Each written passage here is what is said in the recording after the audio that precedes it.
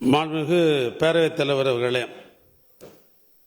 தமிழன் தன்மத்தோடு வாழ வேண்டும் என்று சொன்ன தந்தை பெரியார் அரண்மனையிலே இருந்த அரசியலை அம்பலத்துக்கு கொண்டு வந்த பேரறிஞர் அண்ணா, தமிழர் நலம் என காலம்புறாவும் குடைத்த என் நெஞ்சமெல்லாம் இருந்திருக்கிற அன்பண்ணன் கலைஞர் ஆக மும்மூர்த்திகளை நான் முதல் வணக்கம் தெரிவித்து என் உரையை நான் துவக்குகிறேன்.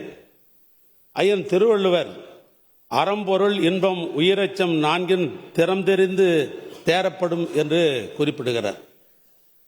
பொதுவாக குறளுக்கு பல்வேறு தமிழ் பெருமக்கள் உரை எழுதியிருக்கிறார்கள்.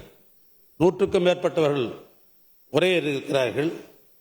குறிப்பாக சொல்ல வேண்டும் என்று சொன்னால் மணக்குடவர், பரிமேலழகர், காசுப்பிள்ளை, நாமக்கல் கவிஞர் சாமி சிதம்பரம், இலக்கணரார் வாசு மாணிக்கம், திருக்குறள் முரசாமி, நாசி கந்தையா, மூவா என்று அழைக்கப்பட்ட மூவரசனார் போன்ற பல பேர் திருக்குறளுக்கு உரை எழுதியிருக்கிறார்கள். அதில் நான் படிக்கிற பொழுது பள்ளிக்கூடத்தில் பரிமேலழகர் உரையை நான் படித்தேன். அந்த பரிமேலழகில் எப்படி உரை எழுதப்பட்டிருக்கிறது சொன்னால், நான் சொன்ன குறளுக்கு அரசனால் தெளியப்படும் ஒருவன் அறம் பொருள் இன்பம் உயிர் பொருள் வரும் அச்சம் எனும் உபதை நான்கின் திறன் மனம் இயல்பு ஆராய்ந்து பின் தெளியப்படும் என்று எழுதியிருந்தது. இதுக்கு இன்னொரு உரை தேவை என்கிற அடிப்படையில் தான் இந்த உரை இருக்கிறது. ஏன்னா பெரும்பான்மையான பரிமேலழகர் உரையை தான் பள்ளிக்கூடத்தில் நாமெல்லாம் படித்திருப்போம். ஆனால் இந்த உரைக்கு அரசியலுக்கு அப்பாற்பட்டு அண்ணன் கலைஞரை நான் இப்பொழுதும் கேட்கிறேன். 234 சட்டமன்ற உறுப்பினர்களுக்கு என்னுடைய கோரிக்கையாக கேட்கிறேன்.